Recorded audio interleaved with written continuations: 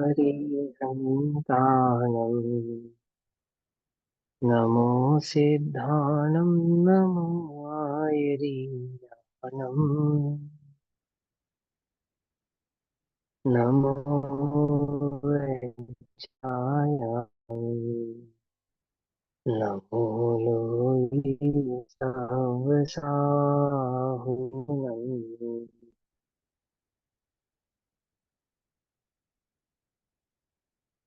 मङ्गलं भगवान् विष्णु मङ्गलं गौतमोगमी मङ्गलं कुन्दकुन्दार्द्यो जैनधर्मोऽस्तु मङ्गलम् सर्वमङ्गलमाङ्गल्यं सर्वकल्याणकारकम् प्रधानां सर्वधर्माणां जैनं जयतु साधनम्।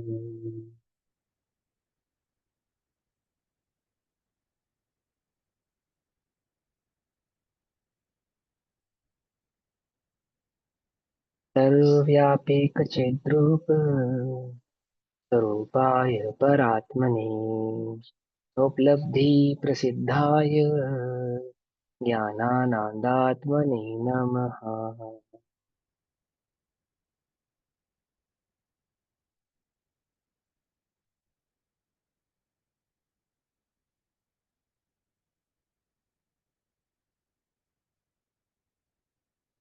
हमारा दोपहर कालीन स्वाध्याय का विषय चल रहा है श्री प्रवचन सारजी प्रमागम। श्री प्रवचन सारजी प्रमागम का स्वाध्याय हम सभी आचार्य अमृत चंद्र देव द्वारा रचित तत्व पर दीपिका तथा आचार्य जयसेन देव द्वारा रचित तात्पर्य वृत्ति टीका के आधार से कर रहे हैं। भाव चल रहा है ज्ञान तत्व प्रज्ञापन के अंतर्गत सुखाधिकार का, और सुखाधिकार का स्वरूप समझाते समय आचार्य देव कहते हैं कि ना तो इंद्रियां और ना ही इंद्रियों के विषय दोनों ही सुख के कारण नहीं है, साधन भी नहीं है और कारण भी नहीं है, क्योंकि सुख नाम का गुण ना इंद्रियों में पाया जाता है और ना ही विषयों में पाया जाता है। सुख नाम का जो गुण है वह तो आत्मा का अपना गुण है, और सुख का अनुभव आत्मा अपने आधार से ही करता है, पर के आधार और पर के कारण से करता नहीं है। विषयों के आनंद के, विषयों के भोग के समय भी होने वाला जो आनंद है अथवा जो सुखाभास है वह भी जीव के सुख का ही क्या है, विभाव भाव है, अर्थात अपने विभाव भाव का ही आनंद लेता है, जिसको वह आनंद मानता है। स्वभाव को तो जानता नहीं, और विभाव के ही भाव को वह आनंद मानकर हर्षित होता है, प्रसन्न होता है। ना वह पुद्गल का है और ना ही वह विषयों का है। अब उसी भाव को दृढ़ करते हुए गाथा नंबर 66, 66 नंबर की गाथा कहते हैं। 166 नंबर का पेज, 166 नंबर का पेज और 66 नंबर की गाथा इसी बात को दृढ़ करते हुए आगे कहते हैं, इस लाइन एगंते नहीं। एक मिनट, इस लाइन को हम ऐसे लेंगे ना कि अपने ही राग का आनंद लेता है, विभाव स्वभाव का जो आनंद लेता है अपने ही राग का आनंद लेता है, राग में आनंद मानता है। अपने अज्ञान का आनंद लेता है, ठीक है, क्योंकि राग मात्र नहीं है उसमें, राग द्वेष क्रोध मान मैलुक सारी कषाय मिथ्यात्व आदि हाँ सब भाव है। हाँ। मूल तो वो अज्ञान है उसका।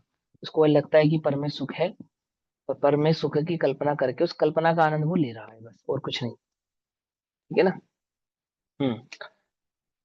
एगंतेन हि देहु तू हम न देहिस्य कुणदि सद्गौवा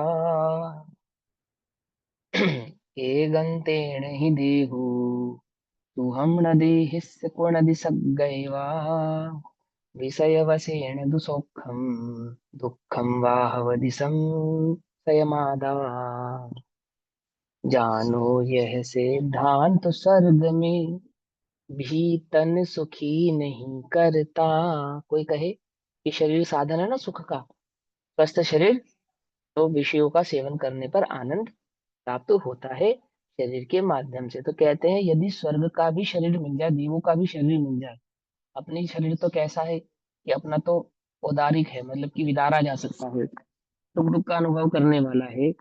कभी हड्डी टूट जाए, कभी सर दर्द हो जाए, कभी पेट खराब हो जाए, कभी कुछ हो जाए, कभी कुछ हो जाए। लेकिन स्वर्गों का तो कैसा है ये स्वर्ग होगा तो देह भी स्वस्थ बनी रहती है, सदैव जवान बनी रहती है, कभी शक्ति क्षीण नहीं होती, और संपदा भी घटती बढ़ती नहीं है, जो की त्यों बनी रहती है।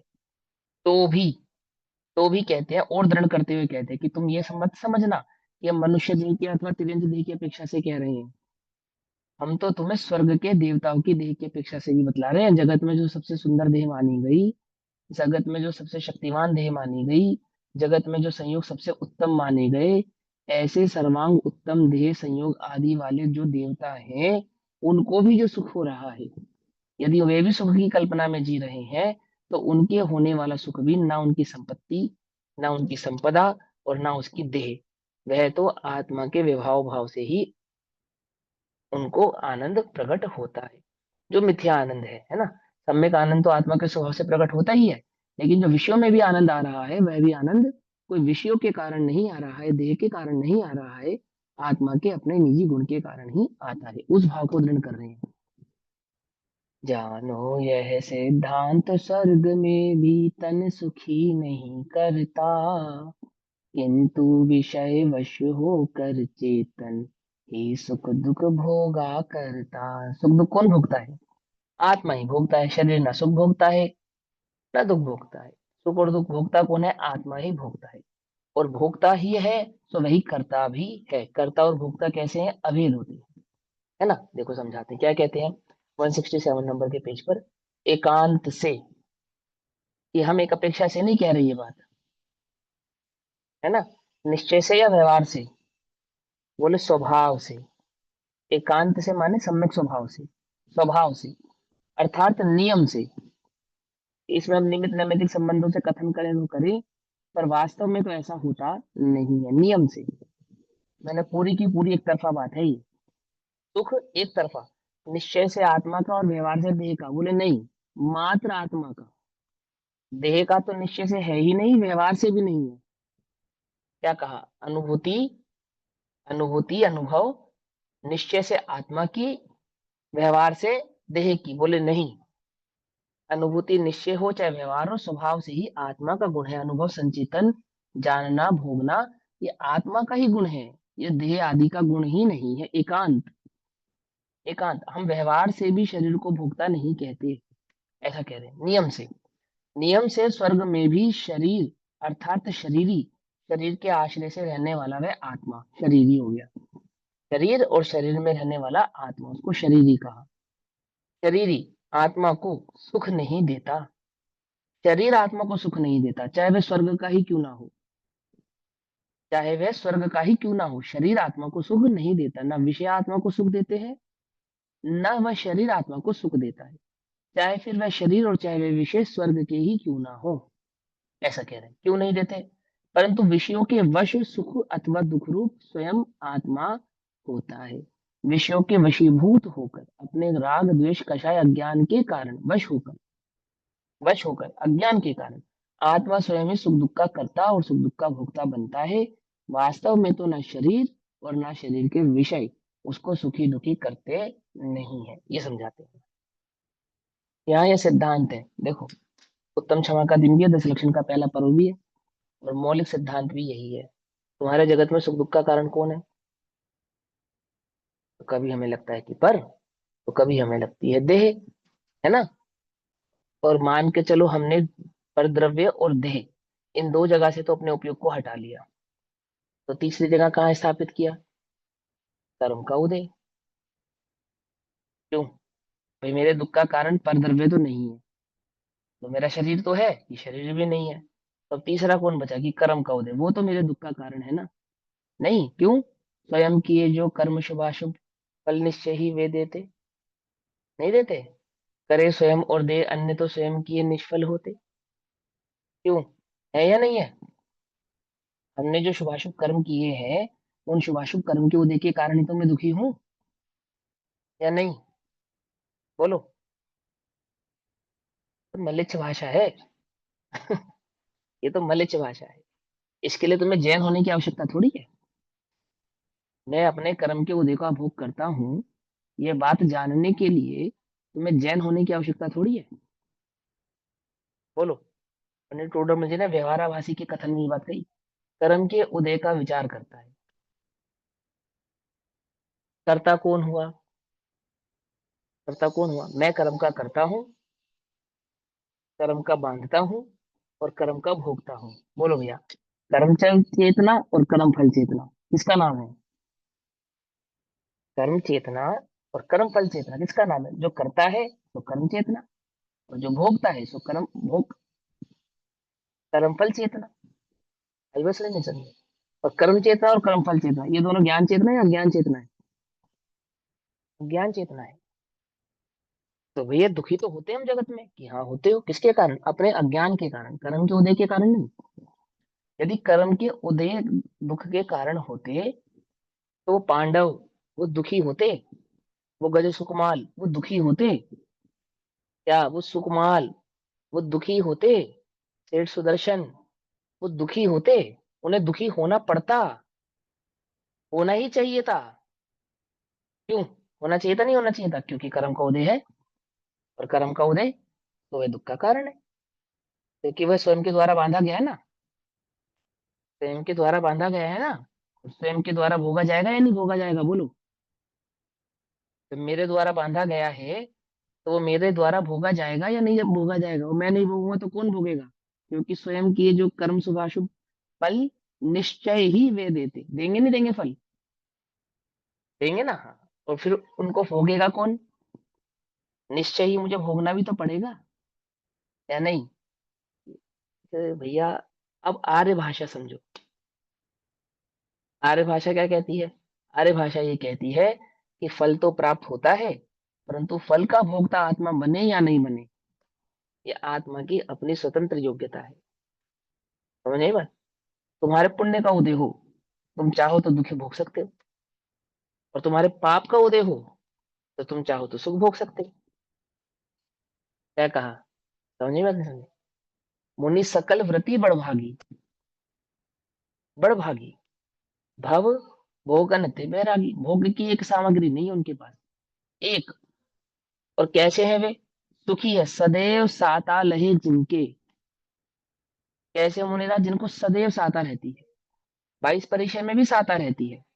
तीव्र कर्म के उदय में भी क्या माना उनको? जब सिगड़ी चल रही है ना सर पे, तो कह रहे हैं इनको साता का उदय है। जब सियालनी खा रही है तो कह रहे हैं इनको साता का उदय है। यहाँ तो मच्छर काटे तो असाता का उदय है, माँ सियालनी खावे तो साता का उदय। कि गजब करते हो, आंखों में धूल झोंकते हो हमारी। हमें मच्छर काटे तो क्या है? असाता का उदय। उन्हें सियालनी खावे तो क्या है? साता का उदय। गजब हो गया। समझे या नहीं समझे? आर्य दृष्टि। कर्म का उदय थोड़ी दुखी करता है किसी जीव। कर्म के उदय से कोई जगत में जीव दुखी होता नहीं है, ये समझा रहे हैं यहाँ पर। स्वर्ग पर्याय अर्थात देवता की देह कर्म का उदय है। क्या कहा? औदैक भाव है ना, 5 भावों में औदैक भाव है ना शरीर, और संयोग, तो वे भी उदय है, कर्म के उदय है। परंतु क्या कहते हैं कि वे जो देह प्राप्त हुई और वो जो संयोग प्राप्त हुए, वे सुखी दुखी नहीं करते, उनसे सुख दुख नहीं होता। देखो क्या लिखा यहाँ, यह सिद्धांत है कि ही भले ही दिव्य वैकृकता प्राप्त हो, उत्तम वैकृकता प्राप्त हो, दिव्य वैकृकता प्राप्त हो। वैकृक्त में दिव्यता क्या है? 2 प्रकार की वैक्रिय होती है, एक वैक्रिय रिद्धि और एक स्वाभाविक देह का वैक्रिय बना प्राप्त होना स्वर्गों का। समझ नहीं बात? तो दिव्य वैक्रिय, वहां वैक्रिय रिद्धि होने पर भी देह तो उदारी की रहती है। समझ में बात? नहीं समझ में? रिद्धि वैक्रिय हो जाए तो रिद्धि वैक्रिय होने पर देह वैक्रिय नहीं हो जाती, देह तो उदारी की रहती है। पकड़ में ही बात? और देवताओं को क्या है? देवताओं को देह ही वैक्रिय है। समझे नहीं समझ में? उनको देह ही कैसी है? वैक्रिय प्राप्त, स्वभाव से ही प्राप्त है। तो क्या कहते हैं? दिव्य वैक्रिकता प्राप्त हो तथापि शरीर सुख नहीं दे सकता। वो जो औदैहिक भाव है ना, कर्म का उदय शरीर, ये शरीर क्या नहीं दे सकता? सुख नहीं दे सकता। तो दुख तो दे सकता है ना। कि भैया कहना आसान है, जब तुम्हारे घुटनों में दर्द होगा ना तब पूछेंगे हम तुमसे, है? अभी तो तुम्हारी उम्र है, तो तुम कह सकते हो ये बात। जब तुम्हारे घुटने दर्द करने लगेंगे, कमर झुक जाएगी, तो हम तुमसे पूछेंगे शरीर दुख देता नहीं देता, बताओ भैया। उस दिन तो बड़ा कह रहे थे शरीर दुख नहीं देता है। देखो क्या कहते हैं, तथापि शरीर सुख नहीं दे सकता। उत्तम से उत्तम देह प्राप्त हो तो सुख नहीं देता, और निकृष्ट से निकृष्ट देह प्राप्त हो तो दुख नहीं देती। क्या कहा, इसलिए आत्मा स्वयं ही इष्ट अथवा अनिष्ट विषयों के वश से, अपने अज्ञान से वश होना, विषय के वश होना माने अज्ञानता से, अज्ञानता से, अज्ञान उसको स्वभाव की खबर नहीं होने के कारण, उस पर में अहम बुद्धि होने के कारण, एकत्व कर्तृत्व भोक्तृत्व बुद्धि होने के कारण क्या होता है, सुख अथवा दुख रूप स्वयं ही होता है। सुख अथवा दुख कैसा होता है, क्या होता है, स्वयं ही होता है। स्वयं ही अपने अज्ञान के कारण जीव सुखी होता है, स्वयं ही अपने अज्ञान से जीव दुखी होता है। ज्ञान स्वभाव से सुखी होता है अतीन्द्रिय आनंद का भोग करके, और यहाँ कम कषायों में सुख और तीव्र कषायों में दुख का अनुभव अपने अज्ञान से ही करता है, ना कि संयोगों के कारण और ना ही इस देह के कारण। दोनों ही कारण इस जीव के सुख अथवा दुख के कारण नहीं होते। भावार्थ, शरीर सुख दुख नहीं देता, नहीं देता तो कौन देता है। क्या कहते हैं, देवों का उत्तम व्यतिरेक शरीर सुख का कारण नहीं है। उत्तम शरीर प्राप्त हुआ, हमें क्या लगता है ना, हमें शरीर अच्छा सुंदर प्राप्त होगा तुम सुखी हो जाएंगे। अरे हम तो कहते हैं कि हमें जब वज्र ऋषभ नारा से शरीर प्राप्त होगा तभी तो हमें मोक्ष होगा। क्यों, मोक्ष जाने के लिए वज्र ऋषभ सहन चाहिए या नहीं चाहिए, कि वो होता तो है पर चाहिए नहीं, अंतर है इसमें। होता तो है, उसका तो निषेध नहीं कर सकते हम, लेकिन चाहिए नहीं है उन्हें। अगर चाहिए तो होगा नहीं। क्या कहा, यदि शरीर चाहिए तो मोक्ष नहीं होगा, तो नहीं होगा। हाँ, ये बात पक्की है, जिन्हें होता है उनके होता है। आती है समझ में। ऐसा सियादवाद जैन धर्म का क्या कहता है, शरीर सुख का कारण नहीं है, और नारकियों का शरीर दुख का कारण नहीं है। देवताओं का शरीर सुख का कारण नहीं है, नारकियों का शरीर दुख का कारण नहीं है, पर हमारा शरीर ये सुख का कारण भी है और दुख का कारण भी। ऐसे ही है ना, कि उत्कृष्ट से उत्कृष्ट देह जब सुख का कारण नहीं है, और निकृष्ट से निकृष्ट देह जब दुख का कारण नहीं है, तो तेरी देह सुख दुख के कारण में कैसे आएगी। उसमें गर्भित हो गई ना, 1 से लेकर 100 तक की काउंटिंग में 50 51 52 53 सब काउंट हो गए या नहीं हो गए, हो गए, है ना। तो क्या कहा, कारण नहीं है, और नारकियों का शरीर दुख का कारण नहीं है। आत्मा स्वयं ही, आत्मा कौन, आत्मा कौन, जो ये सुन रहा है, ये जो समझ रहा है, जिसका उपयोग यहाँ वहां भटक रहा है, ये उस आत्मा की बात चल रही है। जो कुछ सोच रहा है, कुछ सुन रहा है, जो कहीं देख रहा है, कहीं सोच रहा है, उस आत्मा की बात चल रही है। कुछ बात समझ में नहीं आ रही है। ये आत्मा, आत्मा ये स्वयं ही इष्ट अनिष्ट विषयों के वश होकर, इष्ट अनिष्ट विषयों के वश होकर, विषय के वश कैसे होता है जी, विषय के वश कैसे होता है, अज्ञान से। विषय के वश होता है राग द्वेष से, अस्थिरता से।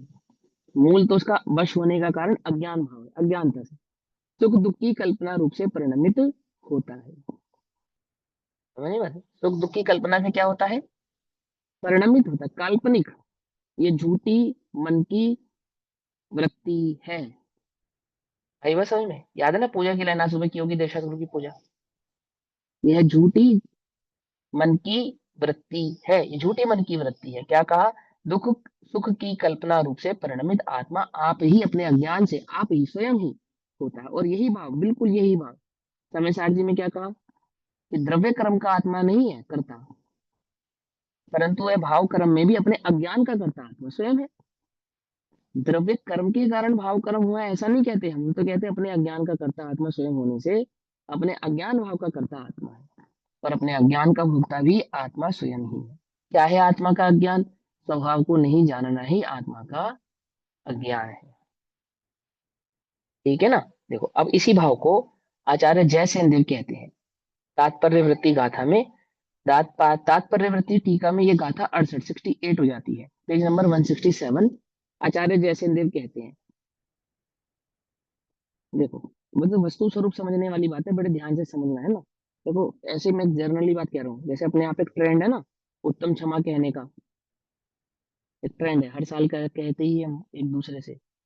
वो ट्रेंड है, ठीक है, उसकी उसकी कोई मनाही नहीं है, और इस होना भी चाहिए, अच्छी बात है ये। बुरी रीतियों के ट्रेंड चलते हैं, तो अच्छी रीतियों के भी ट्रेंड चलने चाहिए, है ना।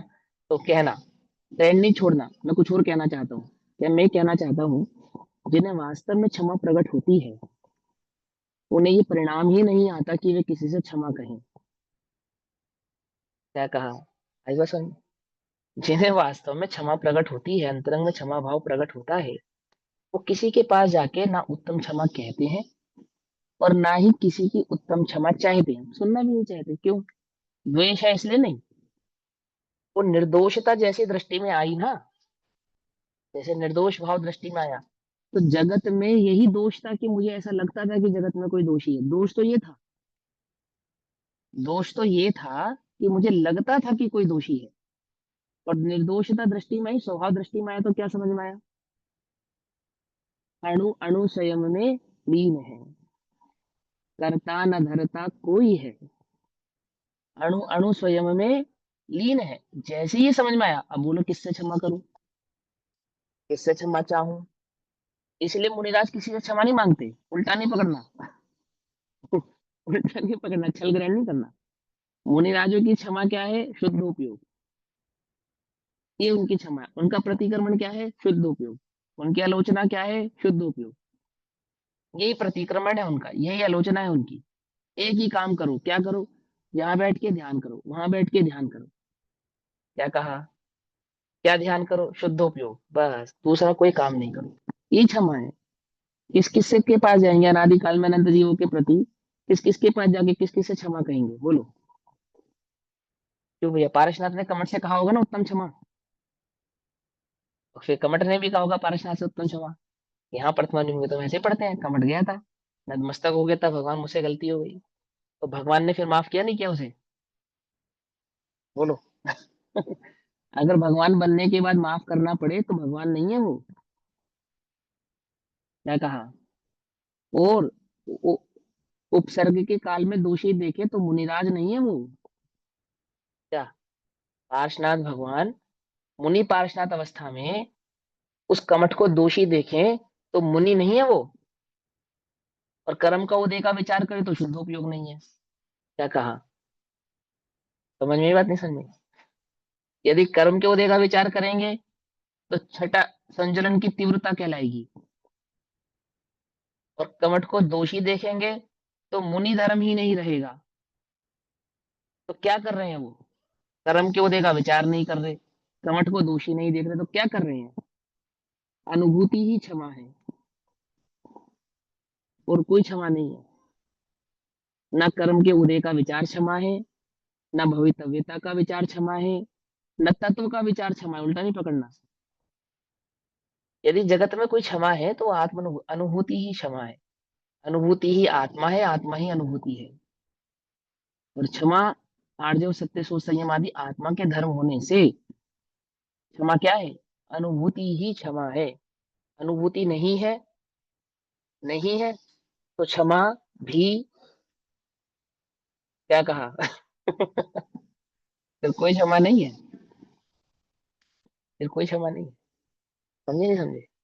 तभी तो भैया दादा ने लिखा था ना कि सम्यक हाँ, दृष्टि को ही सच्चे धर्म होते हैं, मिथ्या हाँ, दृष्टि सच्चे को धर्म तो है। सच्चे धर्म हो ही नहीं सकते। हाँ, और सम्यक दृष्टियों में भी, सम्यक दृष्टियों में भी जो क्षमा भाव है वो अनुभूति परक है, श्रद्धा परक तो है ही। श्रद्धा की अपेक्षा से तो ही, मिथ्या दृष्टि की अपेक्षा से श्रद्धावान होने के कारण। लेकिन मैं ये कह रहा हूँ, वर्त रही है उसको, कहाँ वर्त रही है? अंतरंग में वो जो वस्तु स्वरूप की स्वतंत्रता जानकर अनुभव प्रकट रहा है ना, वर्त रहा है, वो अनुभूति उसकी क्षमा है। उससे आगे पीछे तो सब शुभाचार है, शुभ व्यवहार है, शुभाशुभ का व्यापार है। क्षमा नहीं है, क्षमा तो धर्म है। क्षमा तो धर्म है। धर्म में क्या नहीं होता? शुभाशुभ भाव नहीं होता, शुद्धोपयोग, शुद्ध परिणति होती है धर्म। धर्म बंध का कारण नहीं है, शुभोपयोग बंध का कारण है, क्षमा बंध का कारण नहीं है। क्षमा बंध का कारण नहीं है, क्षमा तो किसका कारण है? निर्जरा का कारण है। किसकी निर्जरा का कारण है? मुझे प्रकट होगी तो मेरी निर्जरा का कारण है।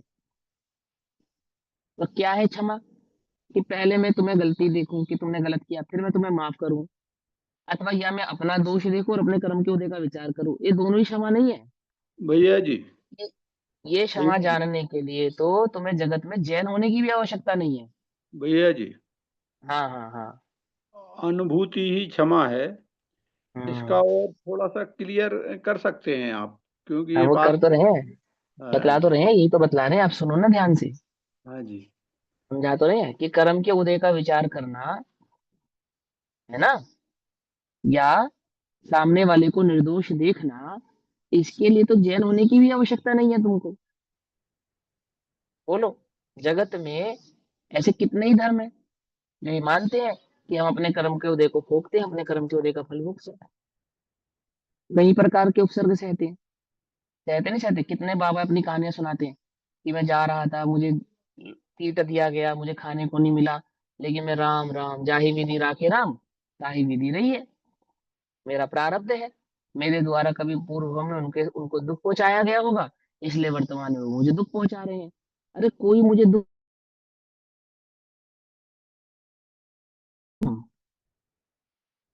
क्रोध है, क्या कहा, उल्टा छल ग्रहण मत करो, ये तो शुद्ध दृष्टि है जैन दर्शन की। मैंने किसी को दुख पहुंचाया, कोई मुझे दुख पहुंचा सकता है, और मैं किसी को आगे से दुख नहीं पहुंचाऊंगा, ये भावना तो अनंत क्रोध है। ये तो कर्ता कर्म की भावना है।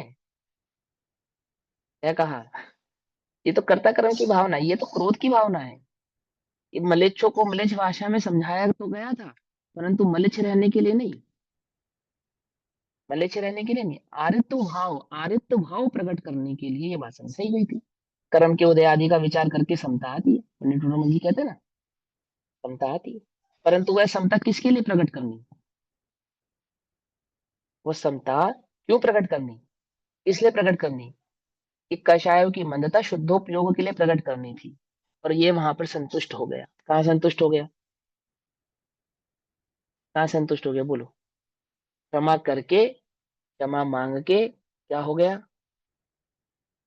क्या हो गया, संतुष्ट हो गया, बस। वहां तो क्षमा करके और क्षमा मांगने के पश्चात क्या करना था, शुद्धोपयोग करना था, अनुभव करना था, आनंद लेना था। समझ में ये बात नहीं, समझ में, समझ में आती है। आज तुम्हारा पहला दिन, आधा दिन कैसा गया, कि भैया बहुत बढ़िया गया। तो कैसे कैसे बहुत बढ़िया गया, बताओ, लिस्ट बताओ। कि हम सुबह समय से उठ गए, हमने समय से प्रक्षाल किया अथवा देखा, हमने बहुत अच्छे से भक्ति भाव से दर्शन पूजन किया, खूब बढ़िया से चित्त से हमने पूजन किया, फिर हमने प्रवचन सुना, फिर हम घर आए, हमने कोई अभक्ष नहीं खाया, मर्यादित भोजन ग्रहण किया अथवा उपवास किया। और अब आधा दिन गुजर चुका है, और हमारा उपवास, एकाशन, निर्जला आदि आदि, हम जो भी अभी तक करा, हमने सुबह उठने से लेकर अब तक जो भी किया, हम उन सब भावों से संतुष्ट हैं, पूर्णतः संतुष्ट हैं। क्यों, क्योंकि हमारी धर्म आराधना बहुत अच्छे से हो रही है। तो क्या हो रही है बहुत अच्छे से धर्म आराधना में, हमारे क्या क्या हुआ, कि हमारा उठना समय से हो गया, हमारा दर्शन पूजन समय से हो गया, हमारा अभक्ष आदि का त्याग अच्छे से हो गया, है ना। इतना किया तो शाबाश, छोड़ना नहीं, उल्टा नहीं पकड़ना, छल ग्रहण नहीं करना। पंडित टोडरमल जी कहते इतना किया तो शाबाश, अनादिकाल में तो इतना भी नहीं किया। जब जब तूने इतना भी नहीं किया, तब तक तुझे ये भाव भी प्राप्त नहीं हुआ, ये जिन वचन भी प्राप्त नहीं हुए। इतना किया तो शाबाश, परंतु ये सब किसके लिए किया, ये सब किसके लिए किया, जिसके लिए किया यदि उसकी खबर नहीं, तो सब करना क्या है, व्यर्थ है। तो ये बात नहीं समझ में आई? तो मैं क्या कह रहा हूं, वास्तविक क्षमा तो अनुभूति है, अनुभूति ही क्षमा है, समझे। छठा गुण स्थान तो मैली परिणति है, मैं नहीं कह रहा हूँ, मेरे लिए तो बहुत सुंदर परिणति है, मैं अपने लिए ही नहीं कह रहा। ये तो वो जिनकी छठे गुण स्थान है वो कह रहे हैं, ऐसे आचार्य अमरचंद्र देव कह रहे हैं, ऐसे आचार्य कुंदन देव कह रहे हैं, छठा गुण स्थान तो मैली परिणति है। तो फिर जो परिणति मैली नहीं है वो क्या है, बोले वो तो शुद्धोपयोग है। बात समझ में आती नहीं आती है। कब धन्य सु अवसर पाऊं, जब निज में ही रम जाऊं, ये होनी चाहिए मुमुक्षु की भावना। यहाँ संतुष्ट नहीं होना, कहाँ, इस समय से उठ गए, इतना किया तो शाबाश, ये भी छल ग्रहण नहीं करना। समय से उठना, दर्शन पूजन आदि किया, खूब अच्छे से उपवास किया, भक्ष्य आदि का त्याग किया, स्वाध्याय किया, तत्व चिंतन किया, विचार किया, बहुत बढ़िया, इतना किया तो शाबाश। परंतु कब धन्य सो अवसर पाऊं, जब निज में ही रम जाऊं, सर्ताधिक भेद मिटाऊं, रागादिक दूर भगाऊं। समझ में बात? समझ, ये है क्षमा, बाकी कुछ क्षमा नहीं है। करते रहो, करते रहो, ज्यादा से ज्यादा कहाँ चले जाओगे? इस क्षमा के बल पे ज्यादा से ज्यादा कहाँ चले जाओगे? स्वर्ग। वो कह रहे हैं स्वर्ग की सुखों की, देह आदि की प्राप्ति हो जाती है, संयोग प्राप्त हो जाते हैं, परंतु वह जो देह है, ना तो वो सुख का कारण है, ना वो संयोग है वह सुख के कारण है। सुख भी आत्मा को उस स्वर्ग अवस्था में अपने विभाव से ही प्रकट होता है। क्या कहा? स्वर्ग अवस्था में जो सुख प्रकट हुआ, वो भी उस आत्मा को अपने विभाव भाव से प्रकट होता है, अर्थात अपने अज्ञान से ही प्राप्त होता है, कोई देह अथवा संयोगों के कारण प्राप्त होता नहीं है। क्या कहते हैं? अब मनुष्य देह भले ही सुख का कारण नहीं हो, आचार्य जैसे देव कह रहे हैं गाथा नंबर 66 की टीका पर, जो कि गाथा नंबर 68, 68 नंबर की गाथा हो गई। कहते हैं मनुष्य देह भले ही सुख का कारण नहीं हो। क्यों नहीं हो? कि तुम्हारी देह में 100 प्रकार के अंजर पंजर जुड़े हों, है ना? कभी सर दर्द, कभी कमर दर्द, कभी भूख, कभी प्यास, कभी कुछ, कभी कुछ, कोई ना कोई वेदना लगी रहे। छोटे थे तो बचपन की वेदनाएं थी, जवान हुए तो जवानी संबंधी वेदनाएं हो गई, प्रौढ़ हो गए तो प्रौढ़ संबंधी वेदनाएं हो गई, वृद्ध हुए वृद्ध संबंधी वेदनाएं हो गई। समझे में? इतने समझ में? देखो आपको एक बात समझाता हूँ। जो देवों का शरीर है ना, देवों का शरीर वो कैसा है, तुम थोड़ी कल्पना कर कर देखो। जैसे तुम्हें गर्मी लग रही है, तो तुम्हें क्या चाहिए? अनुकूल वातावरण चाहिए, अथवा ठंड लग रही है, तो देवों को, अगर देवता जेठ की गर्मी में राजस्थान चला जाए, तो वहां उसे गर्मी नहीं लगेगी। क्यों? उसका शरीर ही इस प्रकार का है कि उसको आपो आप ही गर्मी, बहुत अधिक गर्मी या गर्मी का फील होना, वो उसके शरीर में नहीं होता। फीलिंग्स तो होती हैं, पर कैसी होती है? सदैव अनुकूलता ही बनी रहती है ऑटोमेटिकली। वैक्रिक शरीर है ना, तो वहां कहा जाएगा कि जब वो तपती तपती गर्मी में भी होगा, तो भी अनुकूलता महसूस होगी। और खूब बर्फीले मैदानों में चला जाएगा तो उसको गर्म कपड़े पहनने पड़े होंगे। देवता अपनी शक्ति से क्या करता होगा? ये अपनी अपनी रिद्धियों से, अपने सिद्धियों से, और वो बहुत मोटे मोटे गरम गरम कपड़े पहन लेते, कुछ नहीं पर जरूरत पड़, आवश्यकता ही नहीं पड़ती, आवश्यकता ही नहीं पड़ती। तुमने तो अभी यही पढ़ा ना कि भूख लगने पर कंठ से अमृत झरता है, ना भूख लगती है ना प्यास लगती है, लेकिन वहां सर्दी गर्मी भी नहीं लगती है। चाहे जगत में कहीं चला जाए, प्रतिकूलता महसूस नहीं करेगा।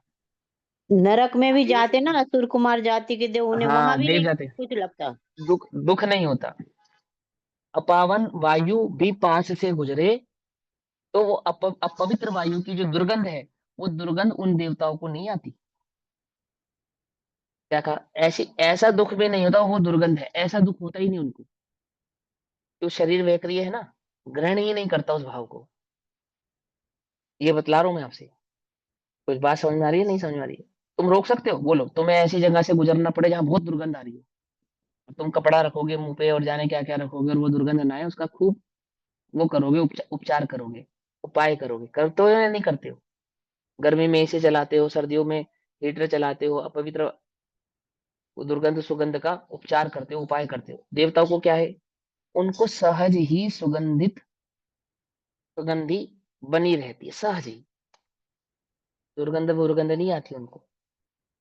दुर्गंध अपवित्र स्थान से गुजर जाने पर भी, क्या कह रहा हूं मैं, मालूम है ये बात? उन्हें ये विकल्प नहीं करना पड़ता, वो यहाँ अपवित्र दुर्गंध है, ऐसा नहीं विकल्प उन्हें करना पड़ता, क्योंकि वो शरीर की ऐसी ही उनकी योग्यता है, वो आपो आप ही उसको ग्रहण नहीं करता। ताता के भावों को, परिणामों को ही ग्रहण करता है। वो कहते हैं ऐसा होने पर भी, ऐसा शरीर मिला, ऐसा होने पर भी वो शरीर के कारण सुखी नहीं है। जो सुख का अनुभव हो भी रहा है, कदाचित इसके कारण नहीं है, उस देह के कारण नहीं है। मनुष्य को तो फिर भी क्या कहते हैं, मनुष्य देह भले ही सुख का कारण नहीं हो, कि तुम कहो ये शरीर तो सुख का कारण नहीं है क्योंकि इतना पवित्र है आदि आदि। वो कह रहा है जो बिल्कुल प्योर पवित्र शरीर है ना, जिसको जो तुम्हारी दृष्टि में शरीर की पवित्रता है कि उसमें मल भी नहीं है, रुधिर भी नहीं है, दुख भी नहीं है, और कोई भाव भी नहीं है, ऐसा वो जो देवताओं का शरीर है वो। परंतु देवों का दिव्य शरीर तो निश्चय से उस सुख का कारण होगा। क्यों? उनका तो मानो कि ऐसी आशंका का निराकरण करते हैं कि मेरा शरीर तो सुख का कारण नहीं है, परंतु देवताओं का शरीर तो सुख का कारण है ना। तो क्या कहते हैं आचार्य जयसेंद्र कहते हैं, एकांत रूप से, एकांत का एक अर्थ निश्चय से भी होता है, एक स्वभाव से भी होता है, और एक अर्थ यह भी होता है कि कोई नया नहीं लगेगा इसके अंदर, ना निश्चय से ना व्यवहार से। शरीर तो सुख का कारण है ही नहीं, निश्चय से तो है ही नहीं, तुमको व्यवहार से तो माने कि व्यवहार से भी नहीं है, ऐसा कह रहे। ठीक, क्या कहते हैं, एकांत रूप से निश्चय से देह रूप कर्ता सुख का को नहीं करता है। क्या कहा, देह सुख को नहीं करता है, अर्थात देह के कारण सुखी होते नहीं है। प्रश्न, किसको सुखी नहीं करता है, वह देह किसको सुख का कारण नहीं होती है? कि मनुष्य की तो बात जाने ही दो, देवताओं को भी सुख का कारण नहीं होती है, ऐसा कहते हैं। एक मिनट कि पेज देहधारी, बताइए। पेज नंबर 168, 168 नंबर का पेज, ठीक, सेकंड लाइन। हाँ, तो किसको, किसके सुख को नहीं करता है, अर्थात वो देह किसके लिए सुख का कारण नहीं है? कि मनुष्यों के लिए तो सुख का कारण नहीं है, नारकियों के लिए तो सुख का कारण नहीं है, त्रियंचों के लिए तो सुख का कारण नहीं है, परंतु देवताओं के लिए, देवताओं के लिए तो होगी ना। तो कहते हैं देहधारी संसारी जीव के सुख को नहीं करता है। संसार में चाहे कोई भी हो, जिसको भी देह प्राप्त है, और उस देह प्राप्ति के बाद उसको यदि सुख का अनुभव हो भी रहा है, तो देह के कारण नहीं हो रहा है। बोलो भैया, सर में दर्द होता है तो दुख होता है या नहीं होता? कि हाँ भैया होता है। अब सर में दर्द नहीं हो रहा, अब दुख हो रहा है, तो किसके कारण हो रहा है? देह के कारण ही तो हुआ। दुख देह के कारण हो रहा था, तो सुख भी तो देह के कारण हुआ। शरीर स्वस्थ है तो सुख की अनुभूति होती है, शरीर अस्वस्थ है तो दुख की अनुभूति होती है, होती नहीं होती है? वो कह रहे शरीर में एकत्व बुद्धि है, ये दुख है, और उस एकत्व बुद्धि के कारण नाना प्रकार की कल्पनाओं में सुख दुख का अनुभव भी होता है। वास्तव में तो अज्ञान के कारण होता है। 2 पेज है ऐसा, नहीं इसमें पीडीएफ में। कोई बात नहीं, आ जाएंगे, कोई बात नहीं। अभी सुनो, ध्यान से सुनो, नहीं है तो अब बताओ, मैं पेज भेजूं आपके पास? तो बताओ। हम कर लेंगे, भेजो व्हाट्सएप पे भेजेंगे। 102 पेज नहीं है, 168 169। हाँ, स्वाध्याय में इंटरप्ट होता है ऐसे, है ना, सुनो ध्यान से। हाँ, तो देखो क्या कहते हैं, देहधारी संसारी जीव के सुख को नहीं करता है। कौन नहीं करता है? कि मनुष्यों का मनुष्य शरीर सुख को नहीं करता है, यह बात तो दूर नहीं कि भाई मनुष्य का शरीर तो सुख का कारण नहीं है, ये तो तुम भी कह सकते हो, लेकिन तुम्हारे अगर मन में ये बात हो कि देवताओं का शरीर तो सुख का कारण होगा, तो क्या कहते हैं, परंतु स्वर्ग में जो यह देव है, इनका दिव्य शरीर है, वह भी उपचार को छोड़कर, कि हम तुम्हें समझाने के लिए, लोक में पाप और पुण्य समझाने के लिए, तो भले ही कह दें, पाप और पुण्य समझाने के लिए तो भले ही कह दें कि तुम्हें देवताओं के शरीर में मनुष्यों के शरीर के मुकाबले यह अंतर है, ये बात हम भले ही कह दें, तो भी सुख को नहीं करता है। कौन? वो देवताओं का शरीर। किंतु निश्चय से, विषयों से जो रहित, अमूर्त स्वाभाविक, निश्चय से यानी कि स्वभाव से, परंतु ध्यान से सुनो, सुखी होना है, बोले हाँ, तो बोले सुखी होने के लिए बात जान लो कि निश्चय से जो विषयों से रहित है, जिसका स्वभाव अमूर्त है, जो नित्य आनंदमय है, और एक सुख स्वभावी है, ऐसा एक सुख स्वभावी होने पर भी व्यवहार से अनादि कर्मों के बंध के कारण विषयाधीन पने रूप से परिणमन करके, समझाता हूं, देखो पहले आधी लाइन समझो, आधी आधी करके समझो। पहले उन्होंने क्या कहा, कोमा से पहले तक की लाइन में क्या कहा, कि निश्चय से जो सुख का कारण है वो कौन है? कि जो विषयों से रहित है, अमूर्त है, जिसका स्वभाव नित्य आनंदमय है, और जो सुख स्वभावी है। निश्चय से तो सुख का कारण वह है, और वह कारण तुम्हारे पास अभी विद्यमान है या नहीं है? कारण परमात्मा जिसको कहते हैं। क्या कहा? ध्यान से समझना सब लोग, उपयोग यहाँ लगाओ, थोड़ी सी देर की बात है, 15 मिनट और झेल लो मुझे, ठीक? अब तुम क्लास में आए हो तो झेल लो, है ना? सुनो ध्यान से, देखो, अपने अपने कल्याण की बात है, समझ में आएगी तो अपने कोई लाभ होगा। देखो यहाँ क्या कहते हैं, आत्मा का जो स्वभाव है, स्वभाव कैसा है? इस स्वभाव तो है विषयों से रहित, अर्थात जिसको विषय सेवन की आवश्यकता नहीं है। और कैसा है? अमूर्त है। और कैसा है? स्वभाव से ही नित्य आनंदमय, ऑलवेज, हमेशा आनंद स्वभाव होना ही जिसका स्वभाव है, अर्थात जो स्वभाव से ही निराकुल है, ठीक है ना? और सुख स्वभावी है, सुख स्वभावी है, ऐसा होने पर भी। अब इस लाइन का क्या अर्थ है, ऐसा होने पर भी? तो वो कहते हैं कि ये जो हमने लक्षण बताए, ऐसे लक्षण वाला ये आत्मा अभी है या नहीं है? अभी है। तुम्हारे पास है या नहीं है? तुम्हारे पास है या तुम ही हो? क्या? केवल मैं ही हूँ। स्वभाव तो मेरा कैसा है कि अमूर्त है, विषयों से रहित है, नित्य आनंदमय है, परमानंद स्वभाव, ये सुख स्वभावी है। ये तो हुआ कारण परमात्मा। तो ये कारणपना, ये तो मेरे पास अभी भी मौजूद है ना, ये साधन तो मेरे पास अभी भी है ना, उपलब्ध है ना, कि हाँ, बोले ऐसा है, और ऐसा होने पर भी क्या हो रहा है? क्या हो रहा है? तो बोले ऐसा होने पर भी व्यवहार से। अब व्यवहार से यानी ये बात सच्ची है झूठी है? व्यवहार से लिखा ना, तो अब यहाँ जो व्यवहार से बात कहने वाले हैं, वो सच्ची बात कहने वाले हैं, झूठी बात कहने वाले हैं? यानी आत्मा, हम व्यवहार से दुखी है, निश्चय से दुखी नहीं है, यही अर्थ होगा ना इसका? बोलो, ये समझना पड़ेगा। व्यवहार से यानी कि विभाव से, अज्ञान जो कि छूट जाने वाला है, इसलिए यहाँ पे व्यवहार शब्द डाला। क्यों बतलाई मैंने ये बात? क्योंकि जब आत्मा पर को व्यवहार से जानता है, तो वहां पर को जानने का अर्थ झूठा नहीं होता, वहां भेद, पर का भेद है ना, स्व से पर का भेद है, इसके कारण उसको व्यवहार कहते हैं, ना कि उसका जानना झूठा है। जानना तो उतना ही सच्चा है जितना आत्मा को जानना सच्चा है। जानना तो ज्ञान का उतना ही सच्चा है। व्यवहार तो इसलिए कहते हैं कि एक में तन्मयता है और एक में तन्मयता नहीं, ऐसा। व्यवहार से अनादि कर्मों के बंध के कारण, अब हम व्यवहार से बंधे हैं, है ना? यानी कि वास्तव में हम बंधे ही नहीं है, ऐसा ही अर्थ है ना इसका? तो वो बोलेंगे ये तो वो हो जाएगा गड़बड़, क्या हो जाएगा? ये सांख्य मति हो जाएगा, ऐसा मानेगा तो। वो स्वभाव नहीं है ऐसा, वो कर्मों से बंधा नहीं है, कहने का मतलब एक द्रव्य दूसरे द्रव्य का कर्ता नहीं, परंतु अपने अज्ञान का कर्ता होने के कारण बंध स्वरूप प्रवृत्ति हो रही है, ऐसा है ना? वो सारा भाव डिटेल में। अब यहाँ क्या कहते हैं, व्यवहार से अनादि कर्मों के बंध का कारण कौन है? कौन है? कि वह विषयाधीन पने रूप, जो विषयों की अधीनता है, कि पर में सुख है, आमुक विषय में सुख है, ऐसी जो इस जीव को अधीनता है, अधीनता माने अज्ञान है, उस रूप परिणमन करके क्या होता है?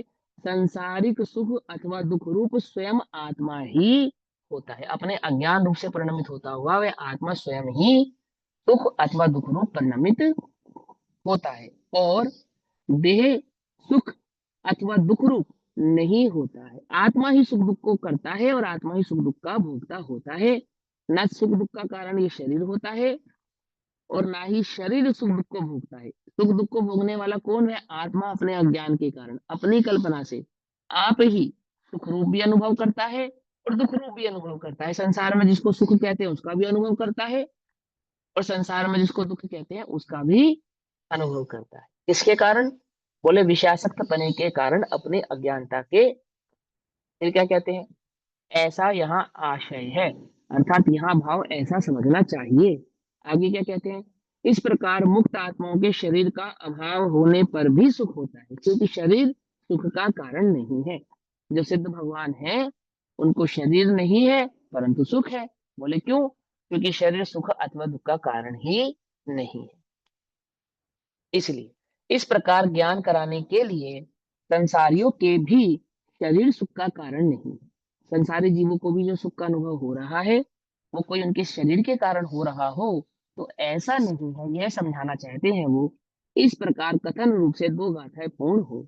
अब गाथा नंबर 67 क्या कहते हैं? अब आत्मा स्वयं ही सुख परिणाम की शक्ति के योग वाला है। फिर एक बात कहता हूँ, दो बातें कहता हूँ। पहली बात, कोई ये कहे जगत में, कोई ये जगत में कहे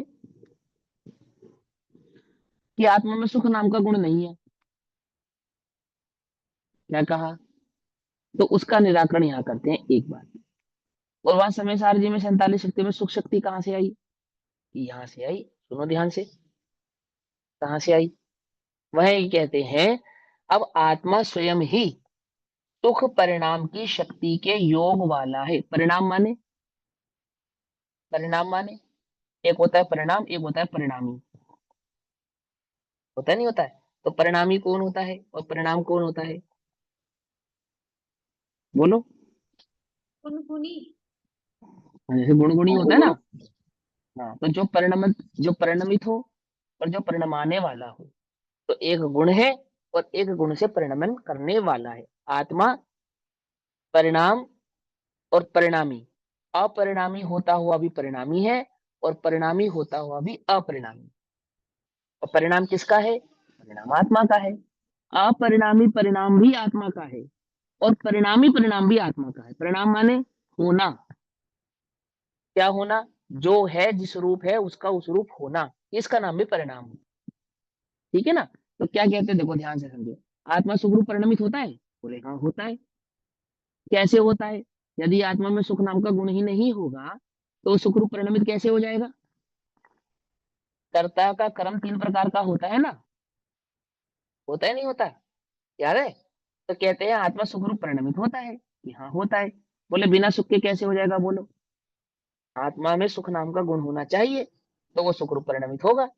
जब सुख नाम का गुण ही नहीं होगा तो सुखरूप कैसे परिणमित हो जाएगा? बोले पुद्गल सुखरूप परिणमित होता है? बोले नहीं होता। बोले क्यों नहीं होता? क्योंकि सुख नाम का गुण नहीं है। समझ में बात? समझ नहीं है ना? फिर और भी बहुत सारे तर्क हैं। वो सुख जिसके साथ होगा वो चेतना लक्षण के साथ ही हो, अविनाभावी संबंध है। सुख का चैतन्य के साथ अविनाभावी संयोग है। कुछ गुण ऐसे हैं जो उसके बिना नहीं होंगे। स्वतंत्र तो है, जैसे सुख ज्ञान के बिना नहीं होगा। दो स्वतंत्र गुण हैं, भिन्न भिन्न सत्ता है दोनों गुणों की, लेकिन किसके बिना नहीं होगा? ज्ञान के बिना नहीं होगा। कोई कहे कि आमुक द्रव्य में ज्ञान तो नहीं है परंतु सुख नाम का गुण है, क्या कहा? बोले ऐसा नहीं होता है। ऐसे नहीं, गुणों का बंटवारा ऐसे नहीं होता है। छह द्रव्यों में जो गुणों का बंटवारा हुआ वो ऐसे नहीं हुआ। वो सुख इसीलिए ज्ञान ही सुख है। समझना ध्यान से, दोनों बातें समझानी है तुमको। एक आत्मा में सुख नाम की सत्ता है, सुख नाम का गुण है। लेकिन वो सुख किसके बिना नहीं होगा? वो ज्ञान के बिना नहीं होगा। यदि तुम ऐसा मानोगे तो क्या है कि हो सकता है कि पुद्गल के पास ज्ञान भले ही ना हो पर सुख नाम का गुण हो। बोले ऐसी ऐसी असंभव कल्पना करने का कोई तात्पर्य ही नहीं है, कोई लॉजिक ही नहीं है। वो सुख को जानने वाला जब तक नहीं होगा तब तक सुख भी नहीं होगा, ऐसा। तो अच्छा, उदाहरण जानेगा, उदाहरण जानेगा, हाँ समझा, जानेगा तो वेदन करेगा या नहीं करेगा? बोलो। जानेगा तो वेदन करेगा नहीं करेगा? बोले सुख जो है ना, सुख वो संचेतन रूप होता है, संचेतन भाव होता है। संचेतन माने अनुभव भाव, अनुभूति स्वरूप होता है। और अनुभूति ज्ञान और दर्शन के बिना संभव नहीं है। समझ में मत समझे? अनुभव यानी क्या है? वो ज्ञान और दर्शन के बिना, संचेतन जो है वो जानने और देखने के बिना संभव नहीं है। और जो सुख है वो संचेतनमय है, संचेतनमय। आती है बात समझ में? नहीं आती है? देखो जैसे मैं हूं जानने वाला और पुद्गल के पास है सुख नाम का गुण। अब मुझे सुखी होना हो तो मैं कैसे सुखी होऊंगा? कैसे सुखी होऊंगा? कि मैं पुद्गल के सुख का अनुभव करूंगा, ऐसे सुखी होऊंगा? बोलो, गड़बड़ हो जाएगी बड़ी, पूरी की पूरी गड़बड़ हो जाएगी। और कोई कहे कि आत्मा में सुख नहीं है, सिर्फ ज्ञान ही ज्ञान है, तो सुख दुख का अनुभव कौन करता है फिर जगत में? फिर कौन करता है सुख दुख का अनुभव? फिर कौन कर रहा है जगत में? क्या कोई सुखी दुखी नहीं हो रहा है? ये तो स्पष्ट ही अनुभूत है, ये तो स्पष्ट ही प्रसिद्ध है, ये तो सिद्ध करने की आवश्यकता ही नहीं है। जे त्रिभुवन में जीवनंत सुख चाहे दुखते भयवंत, ये तो स्पष्ट ही है। पर तुम कहते हो कि वो सुख का गुण नहीं है, तो फिर वेदन कौन करता है? सुखी दुखी कौन कर रहा है, हो रहा है? समझ में आ रही बात? नहीं समझ में आ रही है? भैया सुख नाम हाँ का भैया गुण है तो सुख का अनुभव करता है, तो दुख हाँ, किस लिए अनुभव करता है? विभाव भाव है, अज्ञान का विभाव भाव है, इसलिए तो बोला ज्ञान के बिना नहीं है वो। ज्ञान अज्ञान भाव से परिणमित होगा तो दुख का भी अनुभव करेगा, तो विभाव मतलब है ना। अज्ञान में दुख नाम का गुण मानेंगे? देख, गुण नहीं, विभाव भाव है, भाव माने स्वभाव पर्याय भाव। है, उसरूप भरा। हाँ, अज्ञान अपने अज्ञान तक, आत्मा का स्वभाव तो देखो क्या लिखा, फिर से पढ़ो, मैं बताता हूँ। पेज नंबर 168 खोलो, 68 168 पे सबसे ऊपर क्या लिखा? व्यवहार से, जो व्यवहार से लिखा ना, व्यवहार से, है ना, इसके जस्ट ऊपर किंतु निश्चय से विषयों से रहित। निश्चय से माने स्वभाव से। आत्मा कैसा है? विषय से रहित, अमूर्त, स्वाभाविक, नित्यानंद। स्वभाव कैसा है? नित्य आनंदमय। एक सुख स्वभावी होने पर भी, अब सुख स्वभाव है उसका? नहीं है, स्वभाव तो सुख है ना, और स्वभाव को नहीं जानता तो क्या है? तो क्या है? दुख है, सीधी सी बात है। अब कोई ये कहे कि स्वभाव तो सुखी है, चाहे स्वभाव को जाने चाहे नहीं जाने, रहेगा तो सुखी ना। अगर ऐसा होगा तो फिर मुक्ति का उपाय करना क्यों व्यर्थ है? जब मैं स्वभाव को जाने बिना भी सुखी हूं, तो फिर स्वभाव जानने का प्रयास ही क्यों करूं? आती है बात? समझ में नहीं आती है? स्वभाव है ना सुख तो मेरा, जैसे जानना मेरा स्वभाव है, तो मैं जानने को नहीं जानता तो भी जानता ही हूं ना। मैं जानने स्वभाव को नहीं जानता तो भी जानता ही हूं ना। ऐसे में सुख स्वभाव को नहीं जानता, तो सुखी तो मैं तब भी रहूंगा ना, या नहीं रहूंगा? बोलो, अगर ऐसा है तो तुम अभी वर्तमान में सुखी हो या नहीं हो? और नहीं हो तो फिर क्यों नहीं हो? क्योंकि स्वभाव तो तुम्हारा सुखी है। तो फिर विभाव किसे कहेंगे जगत में?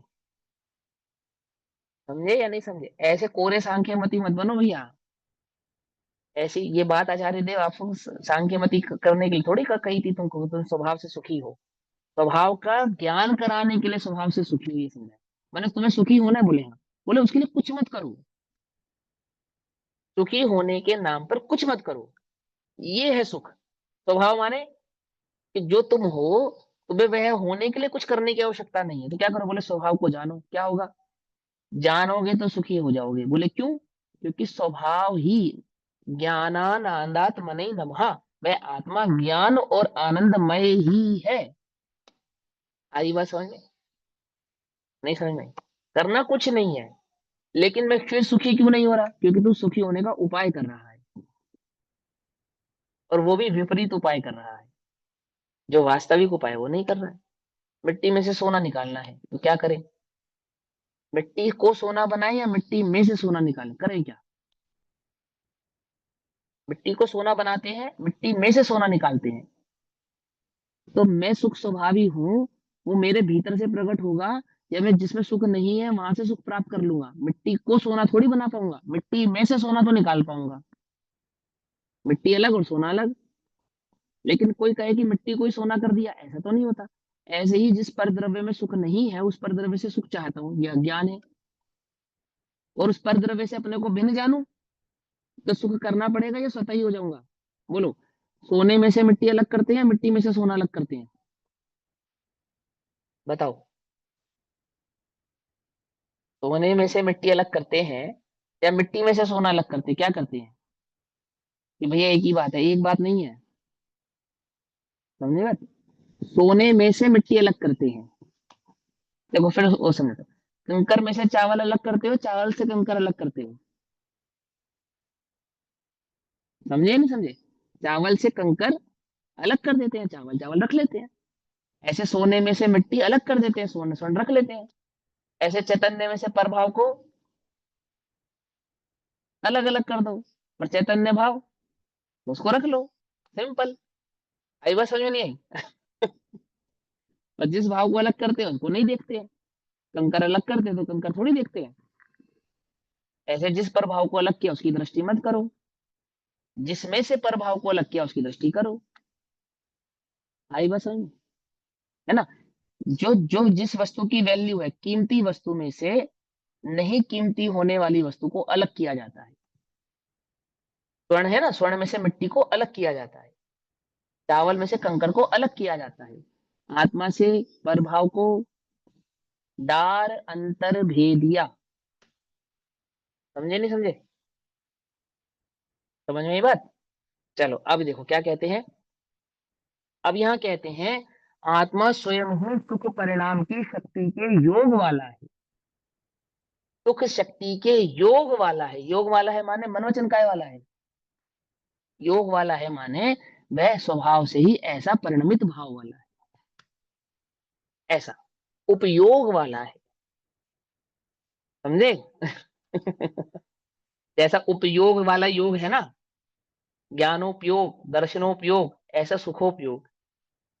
समझ में ये बात? आत्मा स्वयं ही सुख परिणाम की शक्ति के योग वाला है, इसलिए विषयों के अकिंचित करपने को बतलाते हैं। अर्थात विषय सुख और दुख दोनों में ही अकिंचित कर हैं, कुछ नहीं कर सकते, कुछ नहीं करते। कौन कुछ नहीं करता? सुख और दुख दोनों ही पुद्गल या प्रभाव इस जीव को सुखी दुखी करने में क्या है? अकिंचित कर है। ना वे सुखी करते हैं ना वे दुखी करते हैं। सुखी और दुखी होने की जो सामर्थ्य है वो जीव की अपनी स्वयं की है, वह पर की नहीं है। तो क्या कहते हैं? सुखी होने के लिए भी पर की आवश्यकता नहीं है, इसलिए विषय क्या है? अकिंचित कर है। अकिंचित कर होने पर क्या करो? विषय दृष्टि छोड़ दो। अकिंचित कर है ना, आपको सुखी होना बोले, हाँ, तो विषय अकिंचित कर है। समझ में बात नहीं? समझे कि भैया मुझे मुंबई जाना है, तो ये ट्रेन का, इस ट्रेन को पकड़ने का तो कोई फायदा नहीं। बोले क्यों? बोले ये ट्रेन तो कन्याकुमारी जा रही है। समझ में बात नहीं? समझ में? तुम्हें जहां जाना है वहां तो नहीं जा रही है ये ट्रेन, तो तुम्हारे लिए क्या हो गई वो? तुम्हारे गंतव्य के लिए अमुक व्हीकल क्या हो गया? अकिंचित कर हो गया ना, ये कोई कार्यकारी नहीं है, कोई कार्यकारी नहीं है। ऐसे ही यहाँ क्या कहते हैं, जीव क्या कहता है? मुझे सुखी होना है, तो क्या कहते हैं? जो विषय है वो क्या है? कि विषय तो अकिंचित कर है। जीव को सुखी होना हो, विषय अकिंचित कर है। ये भाव यहाँ पर समझाते हैं। क्या कहते हैं? Page number 168। वैसे समय हो गया, कोई नहीं, गाथा पाठ पढ़ते। तिमिर तिमिर्हरा जयी दिट्ठी जड़स्य दिवेण नत्थिकायवम् सह सुखम संयमादा विषया किम तत्थ कुवन्ति। देखो बहुत अच्छा उदाहरण दिया इन्होंने इसके अंदर। नेत्र तिमिर नाशक हो नर के। क्या मतलब है इसके? मतलब समझे? देखो, मैंने जिन आंखों को प्रकाश की आवश्यकता नहीं है, जैसे उल्लू है, तो उल्लू को रात देखने के लिए रोशनी की आवश्यकता नहीं है, तो वो दीपक का इंतजार तो करेगा नहीं, या करेगा? रात में उड़ने के लिए, देखने के लिए उसको दीपक की आवश्यकता है, टॉर्च की आवश्यकता? बोले नहीं। बोले क्यों? बोले उसके पास स्वयं ही शक्ति है कि वो अंधकार में देख सकता है। तो जिसके पास अंधकार में देखने की शक्ति हो, वो अंधकार को भगाने का उपाय करेगा या नहीं करेगा? बोले वो तो नहीं करेगा, क्योंकि उसके पास शक्ति है अंधकार में देखने की। ये उदाहरण दिया उन्होंने। तो क्या कहते हैं? नेत्र तिमिर नाशक हो नर के। नेत्र माने आंख, तिमिर माने अंधकार। जब आंख ही अंधकार का नाश करने वाली हो, है ना, नर के, तो दीपक है व्यर्थ अहो। फिर टॉर्च की क्या आवश्यकता है ना? जीव स्वयं सुख भोगे तो क्या कर सकते हैं विषय कहो। अब जब स्वयं सुखी होने के लिए किसी की आवश्यकता नहीं है, तो विषय उसमें क्या करेंगे? जैसे टॉर्च की आवश्यकता नहीं है। अगर उन आंख, जिन आंखों में अंधकार में देखने की शक्ति है, उन आंखों को किसकी आवश्यकता नहीं है? प्रकाश की आवश्यकता नहीं है। ऐसे ही सुखी होने के लिए आत्मा को किसकी आवश्यकता नहीं है? बोले विषय की आवश्यकता नहीं है, क्योंकि सुख तो उसका स्वयं का स्वभाव है, स्वभाव से ही हो सकता है। प्रभाव से तो उसको सुखी होगा जा सकता नहीं, बल्कि उल्टा हो जाएगा। बोले क्या? यदि प्रकाश होगा तो उल्लू देख नहीं पाएगा। बोले ऐसे ही विषयों की आसक्ति से क्या होगा, वो स्वाभाविक सुख प्रकट नहीं होगा। समझे या नहीं समझे, ऐसा उदाहरण दिया। तो यह विषय समय अनुसार पढ़ेंगे। तब तक के लिए सभी को जय जिनेन्द्र। ओम नमः सिद्धेभ्य। इसका ये मतलब हुआ ना भैया कि सुख तो मेरा गुण है, तो मैं सुखी तो हर समय रहूंगा। कोई चीज दुख नाम की कोई चीज ही नहीं है। हाँ, सुख रहूंगा, लेकिन स्वभाव को जाने बिना नहीं रहूंगा, विषयासक्त पने गुण हुआ, छोड़े मैंने बिना गुण नहीं रहूंगा। अपना गुण को जान लिया ना कि सुख मेरा गुण है, तो मैंने इसको जान लिया, तो मैं सुखी हूँ। हाँ, दुख नाम की कोई चीज में, हर चीज में सुख है। नहीं है, सुख है। हाँ, हर चीज में सुख नहीं है, हर किसी चीज में ना सुख है ना दुख है। समझे ना ध्यान से ना। जैसे मैं मान लो मैं भी कोई गलती करूं बोलने में, तो वो मेरी धारणा में कहीं ना कहीं बैठी है बात, तभी मेरे मुंह से निकलेगी। मेरी बात समझ ना ध्यान से। मैं कह रहा हूँ, तो मैं खुद स्वयं विचार करता हूँ कि मैं जो बोल रहा हूँ वह ऐसा मैं मानता हूँ या नहीं मानता हूँ। और अगर कुछ गलत कह रहा हूँ, इसका मतलब कहीं ना कहीं मेरे अंतरंग में वो गलत भाव बैठा है, तभी निकला। ऐसे क्या निकलता। अब मैंने कभी फ्रेंच भाषा में कोई शब्द नहीं बोला, क्यों? मैं जानता ही नहीं। क्या कहा? मैं जानता ही नहीं। मैं जैपनीज में कभी कुछ शब्द नहीं बोला, क्यों नहीं बोला? क्योंकि मैं जानता ही नहीं। मेरे शब्द वही निकलेंगे ना जो मैं जानता हूँ, अर्थात जो मेरी धारणा में बैठा है। तो सब चीजों में सुख है, समझना ध्यान से। मैंने हर परिस्थिति में सुख है, ठीक है, ये उपदेशात्मक शैली है। पर जिसे सुख है वह परिस्थितियों को देखते ही नहीं। उनकी क्या परिस्थिति है? कोई परिस्थिति नहीं है। मेरी बात समझ? सुखी को हमने देखा, मुनिराज को हमने देखा, तो हम तो कहेंगे कि वो सभी परिस्थितियों में सुखी हैं। पर मुनिराज अपने को कभी ये नहीं समझते कि हम हर परिस्थिति में सुखी हैं। ये तो सुखी है, बात खत्म हो गई। परिस्थिति की बात ही कहाँ आई? परिस्थिति का अवकाश ही कहाँ रहा? पर ही कहाँ रहा जो पर की स्थिति आएगी? समझे या नहीं समझे? देखो, ये तो उपयोग को सूक्ष्म करने की बात है। आपने जो कहा वो गलत नहीं है, उल्टा नहीं पकड़ना मेरी बात को। पर मैं चाहता हूँ कि हमारी सोच में वो गहराई हो, हमारे चिंतन में वो गहराई हो, कि जब हम सुख की बात कर रहे हैं, सुख की ओर देख रहे हैं, तो अब परिस्थिति का क्या अवकाश अब भी है? अब मैं हर परिस्थिति में सुखी हूँ, अरे फिर वही परिदृष्टि हो गई। फिर हो गई नहीं हो गई परिदृष्टि? यानी अभी भी मुझे कोई ना कोई परिस्थिति चाहिए, और फिर मैं वहां सुख का वेदन करूंगा। जब मैं सुखी हो गया तो क्या परिस्थिति बोलो? अभाव हो गया। सुख के समक्ष समस्त भावों का अभाव हो गया। इसीलिए अंत में वही बात, अनुभूति ही क्षमा है। उससे अलग और कुछ क्षमा नहीं। समझे? ओम नमः सिद्धेभ्य।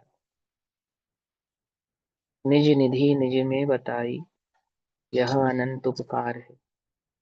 उसके लिए जिन वाणी को वंदना शतम।